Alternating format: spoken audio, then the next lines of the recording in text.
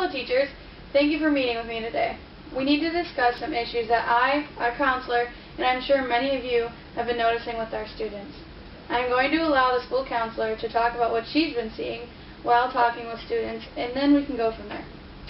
Alright, so not only have I spoken to many of the students, but I've also had some concerns from you when we just meet and talk. And I want to address those concerns and verify that what you're seeing is most likely due to the trauma that some of our students have faced, because we do live in a community that has a lot of trauma, and although many times we don't think that it's a big issue, I've learned recently that there are many different kinds of trauma, and that makes it much more common than we think. So I'm just going to inform you about the different types of trauma. And these include community violence, which is a lot of what we're experiencing, and that there's a lot that are underneath that as well. But there's also complex trauma, and this is when students have faced many different kinds of trauma. Then there's domestic violence, early childhood trauma, medical trauma, natural disasters, neglect, physical abuse, refugee trauma, school violence, sexual abuse, terrorism, and traumatic grief.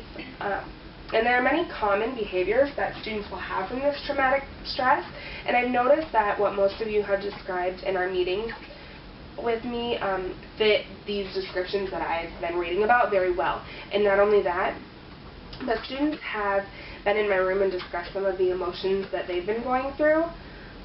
Most of the students that I see are having troubles making friendships and keeping friendships. I don't know if you guys see that in your rooms, but many of them do not talk about their past with me very easily. And so that's something that I'm working on with them. It takes a little while for them to open up with me. And there have been a couple of students, though, that mention that they're living in a violent environment, whether that be their parents, family, or just the neighborhood that they're in. And I'm certain that all of you as teachers have heard some of this as well, just because you have them in your rooms all day, every day, and so you can build those relationships much more easily. I know that Allie, you've mentioned to me before some of these issues in your classroom. You want to talk about that? Yeah, I can definitely see this being trauma affected. I've seen my students failing tests again and again after we've gone over the materials so many times. They've done well on all their formative assessments. I'm walking around seeing what they know, but as soon as we get to testing, it seems like we haven't gone over anything, and they're failing all of them. I can actually go along with that too. I see patterns of poor summative testing after believing the majority of my students were on track after formative assessments. Also, along with my academic issues, I've noticed disruptive behavior. And like Biz was saying, the disruptive behaviors, troubles keeping friendship, blurting out rude and irrelevant comments, and definitely bullying other students are not uncommon in my classroom. One thing that I have noticed is that my students have a really hard time paying attention, either during instruction or during work time. And once I get them back on track, another distraction just pulls them away from the task that they're supposed to be working on. So all of those things that you're noticing, I found is common with students that suffer from traumatic stress. The reason these students are behaving the way they are is because their brains are working differently than the other students that we have. When children encounter a threat or what they perceive as a threat to their physical or even their mental safety, their brains are going to trigger a set of chemical and neurological reactions, which are known as the stress response. So this will activate their instinct to fight, freeze, or flee. And experiencing trauma in early years can cause the stress response to become highly reactive or even difficult to end when there's a perceived threat in their way.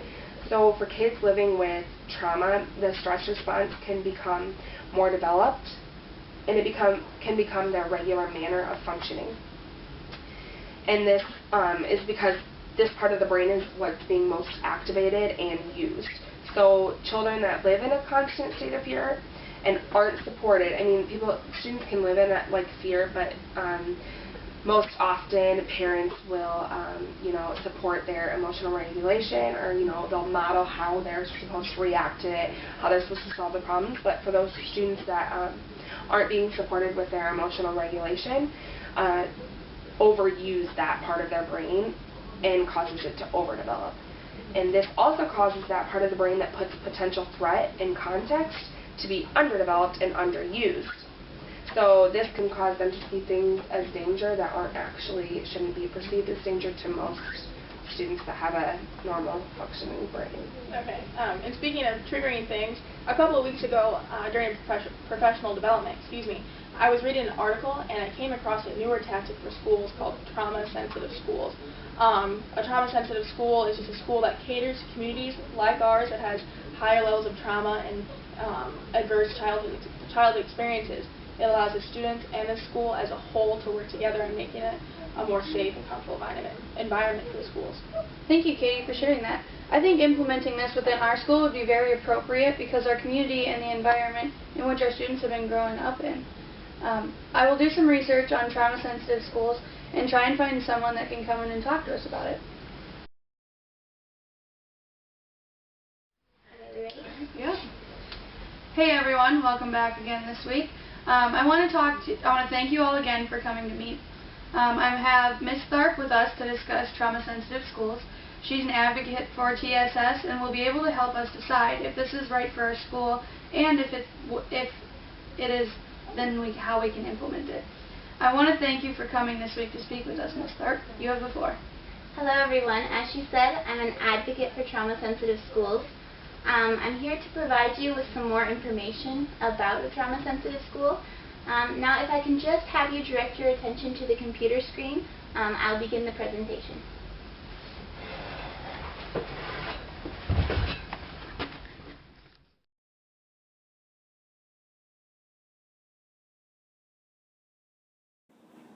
First, we are going to discuss what a trauma-sensitive school is.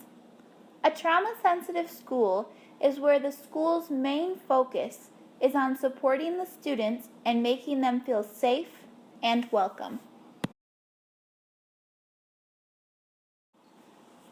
This goal can only be achieved by a school-wide approach. In order for a student to feel safe and welcome, they must feel this way throughout the entire school and its surrounding district. For example, in order for a child to feel safe, they need to be cared for in the classroom, on the playground, in the hallway, in the cafeteria, on the bus, in the gym, on the walk to and from school, and many other places. It is important to remember that safety deals with more than just the physical aspect of the child. Safety includes physical, social, emotional, and academic safety. These elements all have to be cared for in order for the students to have a positive learning experience. The second thing to recognize is that a trauma-sensitive school addresses trauma as a core element that is the foundation of the school's educational mission. In order for this mission to be successful, students and educators must use coordination to work as a team that encourages creativity in education. Another important aspect of trauma-sensitive schools is that they work as an inquiry-based process. This means that the school is a place that is continually changing and discovering new concepts from different research done within and around the school. Using this process, educators can pose problems and scenarios to improve their schools.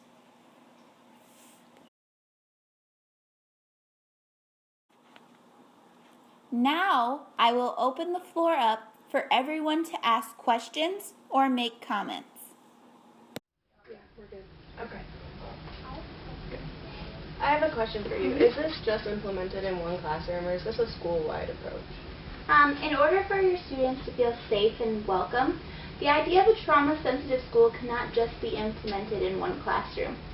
In order for this idea to be effective, it takes a school-wide approach where teachers and other educators are constantly collaborating to meet the needs of their students. Having a school-wide approach also ensures that all the students are supportive of a supportive learning experience, and not just one class. If one class is labeled trauma sensitive, this could also lead to other problems, such as those students getting picked on, and this could also really affect the inclusiveness of your school. I have a question. What is the Safe and Supportive School Law, and how does that affect implementing it? The Safe and Supportive School Act became a law in 2014 in Massachusetts. This law helps establish a safe and supportive framework for schools that provide a better learning experience for children.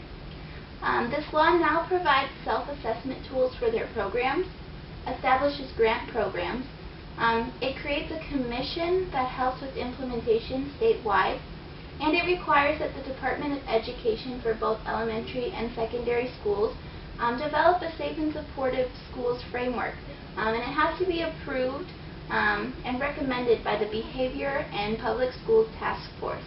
And since your school is located in Massachusetts, you'll be able to receive support and assistance with implementing this trauma-sensitive school. And there's also grants that you can apply for to help you with funding. So, how can we go about working with other schools so that we can kind of like figure out what will work best? There are several different ways in which that your school can work with other schools to come up with better plans. With all of the different advances we have in technology, there are many ways to reach out to other schools. But I would like to highlight a learning community that is coming soon. On the Trauma Sensitive Schools website, they will be opening up a learning community in the fall. This learning community will allow you to work with other educators, schools, and districts to work on creating your trauma-sensitive school. I really think that this is a great opportunity, and it will help you give your students the best experiences possible. Is there anybody that has any thoughts and ideas? I think that this is definitely something that would be appropriate for our school. I really think that implementing a trauma-sensitive program would be something that not only helps our trauma-sensitive students, but all students and staff. I agree that it'd be a great program for our school to try. I feel like we have nothing to lose by trying this program, whether we see results or not. I think, just like what you said, I think we should implement it and just see how it works. Like, we're not like losing anything by trying it. And I've been thinking that I can make individual appointments with each student throughout the first year just to see how they're feeling about the changes that we've made in our school, if they're feeling comfortable with it, and to see if like they're noticing an improvement in themselves and in their peers. How would we go about implementing that? So I was interested, and I looked up some information on trauma-sensitive schools, and I found a textbook called Helping Traumatized Children Learn. And this textbook laid out the 6 aspects that are required in a trauma-sensitive school. So first of all, you need leadership by school and district administrators to create an infrastructure and culture that would promote a trauma-sensitive school environment. You would also need professional development and skill building for all school staff, including leaders and areas that enhance the school's capacity to create supportive school environments.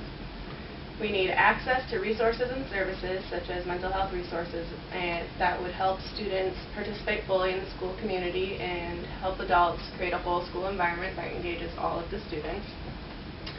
We need academic and non-academic strategies that enable the children to learn. We need policies, procedures, and protocols that sustain the critical elements of a trauma-sensitive school. And we would also need collaboration with families, which would actively engage them in all aspects of their children's education. And I know that's a lot to take in, but all of these steps work together to make sure that we provide the best environment that we possibly can for our students. Yeah, thanks, Allie, for sharing that. I think we can go ahead and go from here and maybe collaborate with other neighboring schools in the district that are starting this as well. Or we can even bring in Ms. Tharp again and a couple of her teammates to help us get our school established as a trauma-sensitive school. We can bring them in next week to help us get started, and then we can take their advice and go from there. I agree.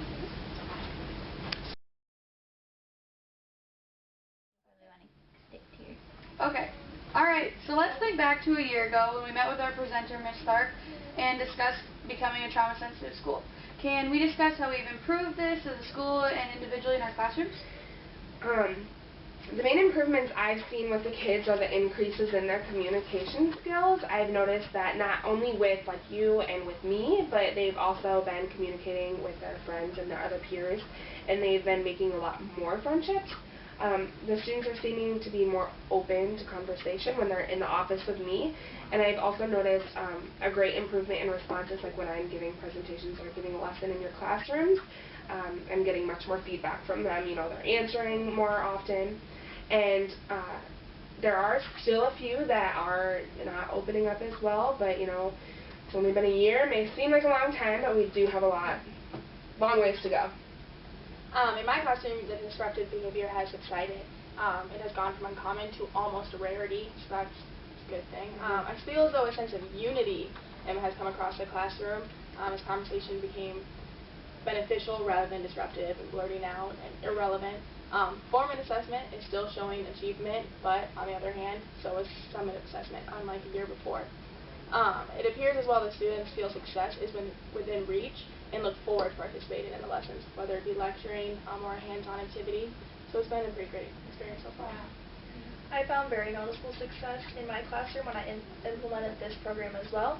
Each day I would greet my students at the door and I'd give them an activity on the interactive whiteboard and provided any reminders about expectations for each new lab activity. I worked to make sure that my lessons were more engaging by providing students with guided notes such as outlines or fill-in-the-blank notes to make sure that the students are staying on task. I also made sure to give very specific feedback when the students were engaging in the expected and appropriate behavior. I wanted to make sure that the students knew that I noticed when they were doing a really good job meeting the expectations. Yeah. I've definitely been working on feedback too. I've been trying to use positive feedback in my classroom, which has really helped my students feel like they've been successful, and I've seen that on their summative assessments. But one thing that I've also noticed is that some of my students are continuing to act out, and I've even seen more bullying to the students who have opened up. So I think, even though I think this has been very successful in our school, I think we still need time to see how it's going to actually work out. Yeah, definitely. Well, we need to wrap this meeting up. Thank you, ladies, for a terrific start to our school becoming a trauma-sensitive school. Remember, this is an ongoing process, and we need to keep working on it every day. We'll continue to meet monthly and go over the successes and improvements we need to make. Thanks. Good job.